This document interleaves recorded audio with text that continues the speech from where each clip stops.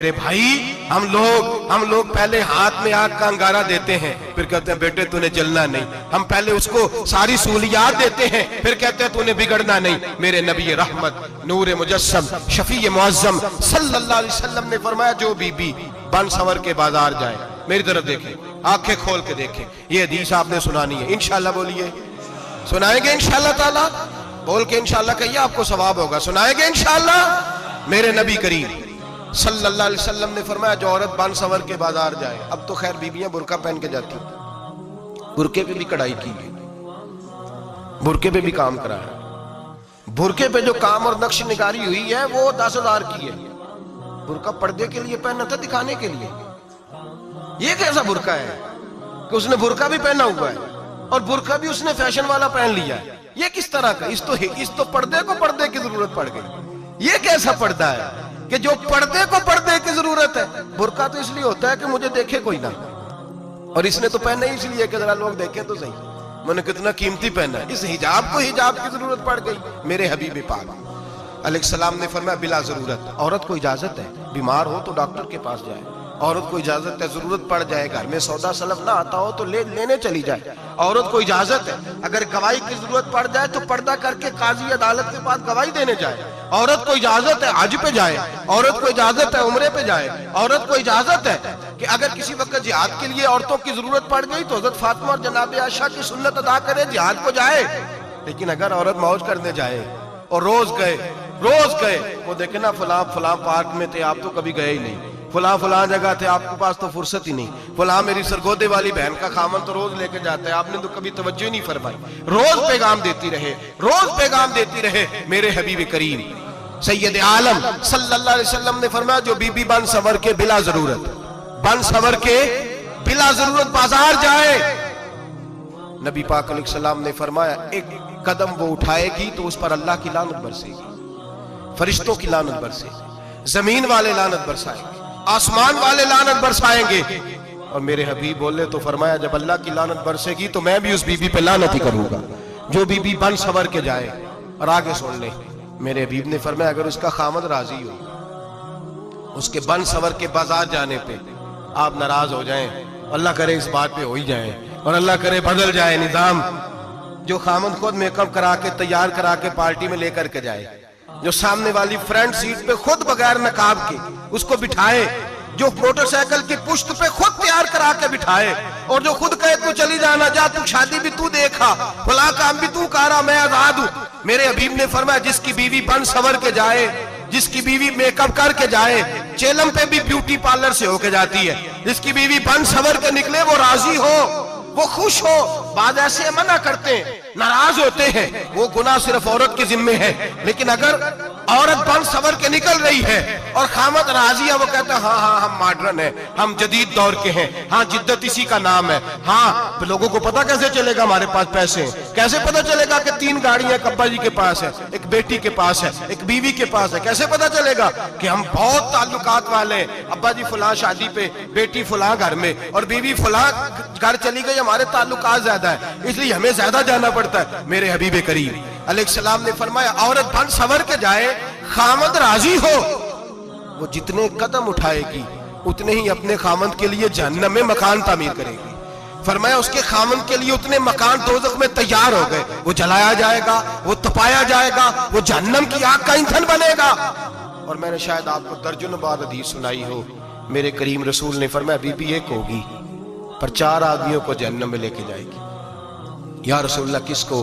فرمایا باپ نے پردے کا نہیں کہا تو باپ بھی دوزخ میں جائے گا، اگر بھائی نے پردے کا نہیں کہا تو وہ بھی دوزخ میں جائے گا، شوہر نے پردہ نہیں کرایا تو وہ بھی جہنم میں جائے گا. وہ بیٹا جو کہتا تھا نا 1.25 لاکھ کا موبائل لینا ہے تو اماں نے گھر کے اندر شور ڈال دیا، مجبور کیا خامن کو، لے کر کے دیا.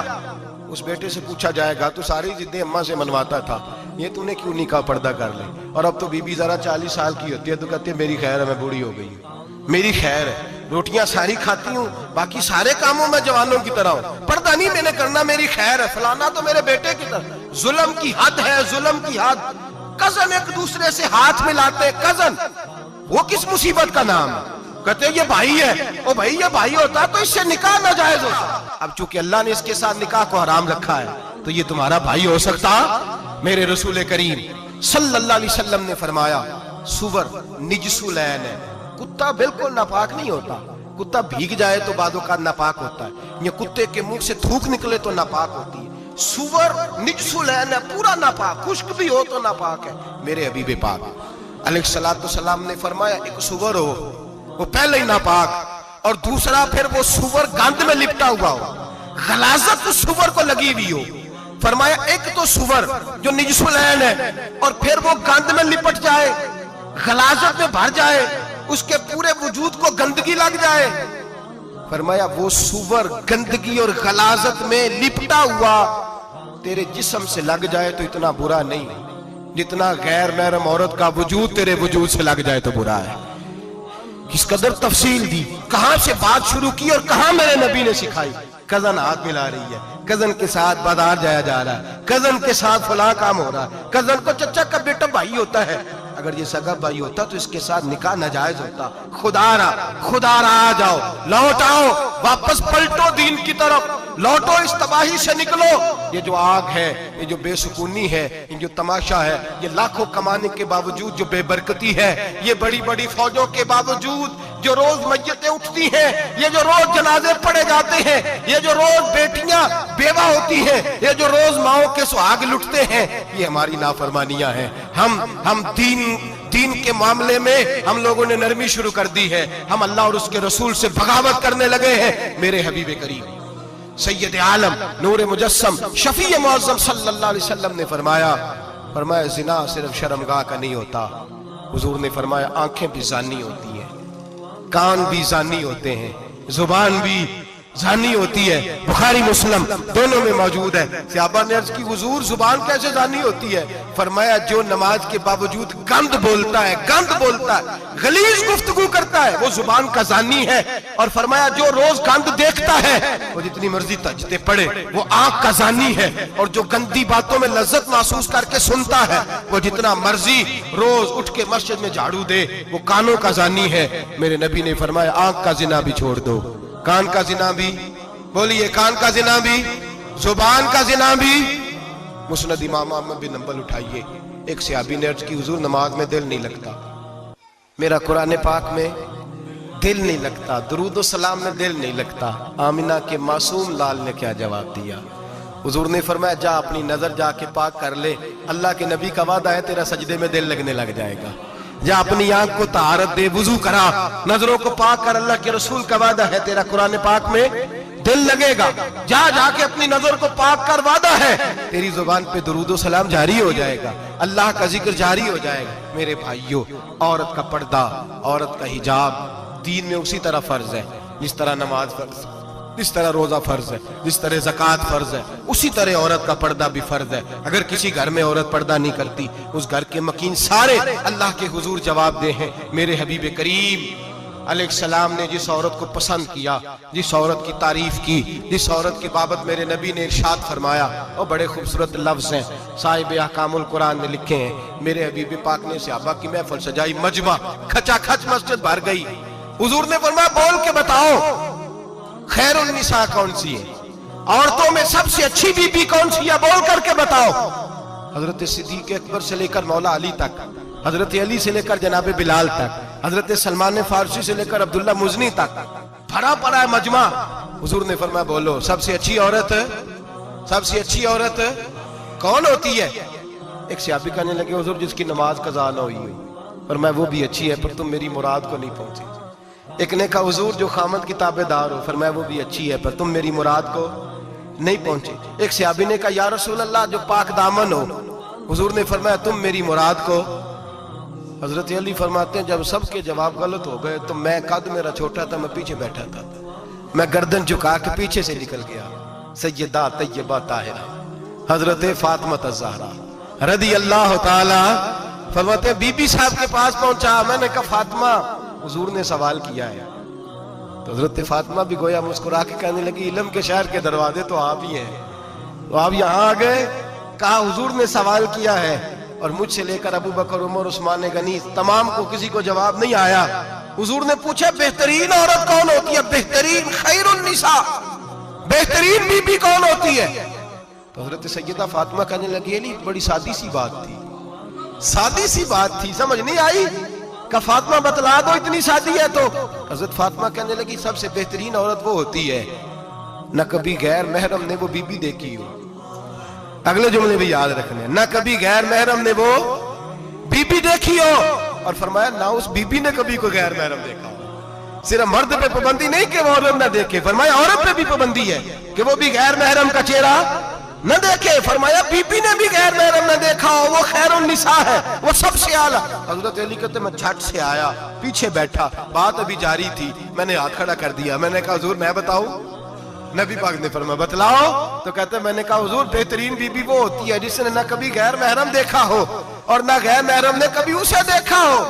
علی فرماتے ہیں میں نے جواب دیا تو میرے رسول کی آنکھوں میں آنسو آ گئے، حضور روئے اور فرماتے ہیں ہنستے مسکراتے اچانک صحابہ کے آنسو برسنے لگے، مجمع پہ کیف سا طاری ہو گیا، آنکھیں برسنے لگی، ہم لوگ حضور کے رونے پر سکتے میں آ گئے، نظر اٹھائی تو جواب تو میں نے دیا تھا، تعریف میری ہونی چاہیے تھی، شاباش مجھے ملنی چاہیے تھی۔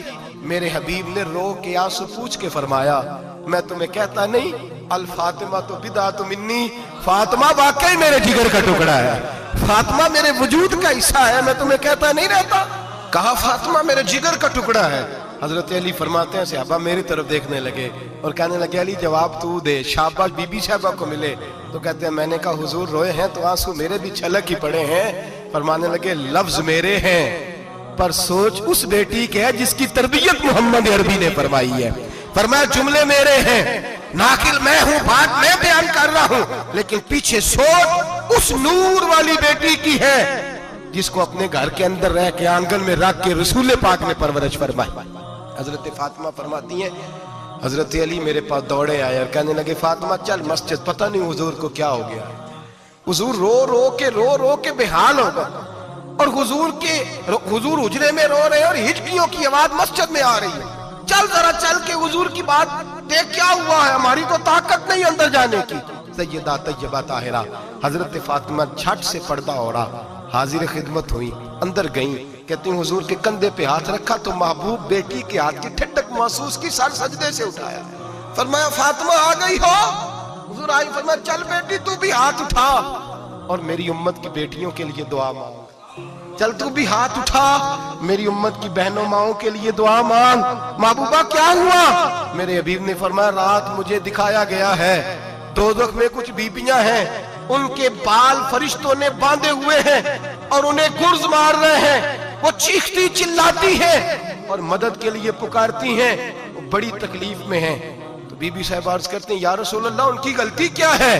تو میرے نبی نے فرمایا وہ باریک دوپٹہ اوڑھتی تھی، وہ باریک دوپٹہ اوڑھتی تھی، ان کے بال چمکتے تھے، غیر محرموں کی نظر پڑتی تھی، انہیں دوزخ میں سزا ملے گی، وہ چلائیں گی چیخیں گی، ان کی مدد کو کوئی نہیں پہنچے گا، چل تو ہاتھ اٹھا دعا مانگ۔ حضرت فاطمہ امت کو پیغام دیتی ہیں پردہ اوڑھ لو، حجاب میں آ جاؤ، اپنے آپ کو رسول اللہ کی بارگاہ میں جھکا دو۔ میرے بھائی آج دن بدن جیسے جیسے لوگ کہتے ہیں ڈگریاں بڑھ گئیں، لیکن اس کے ساتھ ساتھ بیویوں کا حجاب اتر گیا، سڑکیں بھی بھر گئیں۔ میرے بھائی ہر محکمے میں عورتیں بیٹھ گئیں، ہر جگہ بیویاں آ گئیں، بینک میں عورتیں آ گئیں، پلازوں میں عورتیں آ گئیں، دفاتر میں عورتیں آ گئیں، جگہ جگہ گناہ کے اڈے قائم ہو گئے۔ حبیب کریم سید عالم نور مجسم شفیع معظم صلی اللہ تعالی علیہ وسلم نے فرمایا جب بی بی گھر سے نکلتی ہے شیطان اسے تاڑتا ہے، وسوسہ اندوزی کرتا ہے، عورت نازک ہوتی ہے، عقل کی عادی ہوتی ہے، اس کو لوگ وسوسے میں ڈال لیتے ہیں۔ پاکستان کا تجزیہ نگار کہتا ہے اگر 100% پسند کی شادیاں ہوتی ہیں ان میں 40% لڑکے اپنے گھر والوں کو مجبور کرتے ہیں، 60% لڑکیاں مجبور کرتی ہیں، 60% ان کے اندر ایسی شیطانیت بھری جاتی ہے، کمزور عقل ہوتی ہے، اسے ایسے باغات دکھائے جاتے ہیں، الجھ جاتی ہے، اور جس تیزی سے یہ جعلی نکاح ہوتے ہیں اس تیزی سے طلاق ہوتی ہے۔ وہ بیٹی جو کل اس چنگل میں پھنس کے جدت کے چنگل میں اپنی مرضی کرتے ہوئے میدان میں نکلی تھی، ساری زندگی کا دھبا لگا کے گھر بیٹھ گئی، लड़का तलाक दे के भी पाक का पाक ही रहता है और बेटी की मंगनी भी टूट जाए तो लोग कहते हैं कोई ना कोई बात तो होगी, ऐसे थोड़ी हो जाता है। बेटियों, तुम्हें रुसवा किया जा रहा है, बहनों तुम्हारी इज्जत से खिलवाड़ हो रहा है, तुम्हें बाजार की जीनत बना के तुम्हारे असल मकाम से तुम्हें गिराया जा रहा है। तुम समझ रही हो हम जदीद हो गई, लेकिन तुम्हारा नुकसान हो रहा है, तुम्हें रुसवा किया जा रहा है। आओ दरे रिसालत माप पे, आओ मेरे नबी पाक के दरवाजे पे। मेरे हबीब ने फरमाया जिस बीबी में 4 खूबियां हो, कितनी हो जी? ये आपने दुआ कर दी, अल्लाह करे मेरी बेटी में 4 खूबियां आ जाए, अल्लाह करे मेरी बहन में 4 खूबियां आ जाए, अल्लाह करे हमारी घर की मस्तूरात में, ऊंचा आमीन कहिए, सब में 4 खूबियां, अल्लाह करे भर जाए 4 खूबियां। मेरे हबीब ने फरमाया जो बीबी जरूरियात दीन का इल्म जानती हो, दूसरी खूबी उस बीबी के अंदर ये हो कि वो बीबी अपने खामन को राजी करने वाली हो, तीसरा फरमाया उस बीबी में खूबी ये हो कि अल्लाह के मुहर्रमात का ख्याल रखती हो, हराम में ना पड़ती हो, चौथा फरमाया पर्दे की पाबंद हो। फरमाया जैसे ही वो मरती है अर्श का मालिक उससे हिसाब ही नहीं लेता, उसे बगैर हिसाब किताब ही जन्नत अता फरमा देता है। जो पर्दे की पाबंद हो, खामद राजी हो, मुहर्रमात से बचती हो, फरमाया वो बीबी अल्लाह तबारक व तआला उससे कोई हिसाब किताब बगैर हिसाब के अल्लाह उसको जन्नत में दाखिल कर देंगे। रब हिसाब नहीं पूछेगा। अल्लाह करे मेरी बेटी भी बगैर हिसाब जन्नत जाए, माए बहन बीवियां बगैर हिसाब जन्नत में जाए। अल्लाह करे हम सब के घरों में जितनी औरतें हैं उनसे कोई हिसाब ना लिया जाए, बगैर हिसाब भी जन्नत में जाए। फिर उन्हें पर्दे का पाबंद करो, फिर उन्हें शौहर की ताजीम सिखाओ, फिर उन्हें हराम से बचना सिखाओ, फिर उन्हें रसूलुल्लाह सल्लल्लाहु अलैहि वसल्लम की बेटी का उसवा नूर सिखाओ, फिर उन्हें हजरत आयशा की सीरत पढ़ाओ, फिर हजरत खदीजतुल कुबरा का तरीका बतलाओ, फिर उन्हें रसूलुल्लाह की कनीज़ाएं बनाओ। अल्लाह करे हम यहाँ से जुमा पढ़ के जाएं तो हमारे हाथ में एक बुरका भी हो, हमारे हाथ के अंदर जो है वो एक बड़ी चादर भी हो। अम्मा को कहे अम्मा ये चादर रख, इससे नकाब ओढ़ के निकलना। अल्लाह करे चौधरी साहब सरपंच साहब की पंचायत में कोई ऐसा मुकदमा भी आए जो आके कहे मैं बीवी नहीं रख सकता, ये पर्दा नहीं करती, ये कहीं मुझे भी अजाब में मुब्तला ना करे। अल्लाह करे शौहर इस तरह का गैरतमंद बने, वो कहे खबरदार खबरदार, अगर तू दरवाजे से निकली आला हजरत इमाम अहले सुन्नत मुजद्दिदीन मिल्लत मेरे आला हजरत से किसी ने पूछा था कि हजरत जी बीबी नात पढ़ सकती है? फतावा रज़विया की 14वीं जिल्द, बीबी मिलाद पढ़ सकती है? मिलाद आला हजरत ने फरमाया अगर बीबी मिलाद पढ़ रही हो, नात पढ़ रही हो और उसकी आवाज गैर महरम के कानों तक जा रही हो, फरमाया उसे सवाब नहीं होगा, उसे हराम काम करने का गुनाह दिया जाएगा। बीबी को मना है, वो नात की आवाज भी औरत का ही नहीं पड़ता, दीन में तो औरत की आवाज का भी पड़ता है। दीन में तो औरत की हजरत सैयदा ज़ैनब, हजरत फातिमा की वो लख्ते जिगर जो मैदान करबला में इमाम हुसैन बराबर की शरीक रही सैयदना इमाम हुसैन के साथ। याह्या बिन मोइन कहते हैं मैं 15 साल तक हजरत ज़ैनब का पड़ोसी रहा हूं। 15 साल, घर बराबर होता है ना, बंदा बीबी देख ही लेता है। वो बीबी कभी पर्दा डाल के जा रही है दवाई लेने, कभी नजर आ ही जाती है। कहते हैं 15 साल में सैयदा फातिमा की बेटी का पड़ोसी रहा हूं, मैंने कभी बुरके में छुपी हुई ज़ैनब भी नहीं देखी, बुरके में छुपी हुई ज़ैनब भी कभी नहीं देखी। हजरत अब्दुल्ला बिन जाफर तैयार जनाबे अलीउल मुर्तजा के भाई थे, उनके बेटे के साथ इनका निकाह हुआ था, बीमार हो गई तो हजरत अब्दुल्ला कहने लगे ज़ैनब चल तुझे हकीम के पास ले जाऊं, तबीब के पास ले जाऊं। तो हजरत ज़ैनब कहने लगी आप जाइए मेरा हाल बता के दवाई ले आइए। तो हजरत अब्दुल्ला जाफर तैयार कहने लगे शरीयत में गुंजाइश है डॉक्टर के पास जाने, हकीम के पास जाने की गुंजाइश है, तो चलती क्यों नहीं? तो हजरत ज़ैनब कहने लगी शरीयत में गुंजाइश तो है पर अब्दुल्ला मेरी मजबूरी ये है कि मैं फातिमा की बेटी हूँ। शरीयत में गुंजाइश तो है पर मेरी मजबूरी ये है कि मैं हुसैन की बहन हूँ। शरीयत में गुंजाइश है पर मैं हसन की बहन हूँ। शरीयत में बड़ी गुंजाइश है पर लोग मुझे मोहम्मद अरबी की नवासी कहते हैं। गुंजाइश तो है पर मैं नहीं ना निकल सकती, इसलिए कि जितना कोई अपने आप को दीन के करीब जानता है उतना उसके पैरों में शरीयत की जंजीरें ज्यादा होती हैं। तो जनाब सैयदना अब्दुल्ला कहने लगे अगर तू पर्दा कर गई, अगर तू चली गई, तो फरमाने लगे ये तो अल्लाह की मशीयत है, तू दवाई ला दे ताकि मैं खा लूं, और अगर मैं चली गई तो मैं अपनी माँ से जाके कहूंगी कि अम्मा सारी तकलीफें मैंने छाती पे बर्दाश्त की हैं पर मैंने तेरे पर्दे पर आंच नहीं आने दी। मेरे भाई ये उसवा नूर है, ये उसवा हसना है, ये हमें सिखाया जा रहा है। मेरे हबीब करीम की बीवियों का ये हाल था, बीवियों का اپنے گھر کے آنگن میں حضرت عائشہ صدیقہ، حضرت سودا جناب حفصہ اپنے سین میں جب بیٹھتی تھی نا تو دیوار کی طرف منہ کر کے بیٹھتی تھی، دیوار کے ساتھ لگ کے دیوار کی طرف۔ بیبیاں اپنے گھر کے اندر بھی دیوار کی جانب منہ کر کے بیٹھتی تھی۔ لوگ پوچھتی، بیبیاں پوچھتی کہ اپنے گھر میں بھی دیوار کو منہ کرنے کا مطلب؟ کہتی ہو سکتا ہے کچھ چھت پہ چڑھے اچانک نظر پڑے تو ہم چاہتی ہیں پھر بھی ہمارا چہرہ نظر نہ آئے اسے، پھر بھی ہمارا چہرہ نظر، ہم اپنے گھر کے اندر بھی پابند رہتی ہیں کہ ہمارے چہرے نظر نہ آئے۔ خدا را بڑے پیسے زندگی میں لوٹائے ہیں، 1000 1500 برقعے پہ بھی خرچ کرو، وہ گھر لے جاؤ، وہ اماں کو بھی دو، بہن کو بھی دو، بیوی کو بھی دو، اس کو کوئی یہ پہن لے، اس لیے کہ جب تو حضرت فاطمہ کے طریقے کا پردہ کرے گی تو تیرے آنگن میں سیدہ زینب کی طرح کی بیٹیاں پیدا ہوں گی، وہ اس سنت پہ چلنے والی بیٹیاں تیرے آنگن میں آئیں گی۔ خدا را میرے بھائی، آج یہ نیت کرو، یہ ارادہ کرو اور اپنے گھروں کو پردے کا پابند بناؤ۔ اگر ایک بیٹی پردہ دار ہو گئی تو کئی خاندان پردہ دار ہو جائیں گے، اگر ایک بیٹی پردہ دار ہو گئی تو کئی گھرانے سنوریں گے، کئی جگہ پہ نور پھیلے گا۔ اے عرش کے مالک، اے میرے محبوب کے خدا، تجھے واسطہ ہے میرے محبوب کی بیویوں کا اور تجھے صدقہ حضور کی شہزادیوں کا۔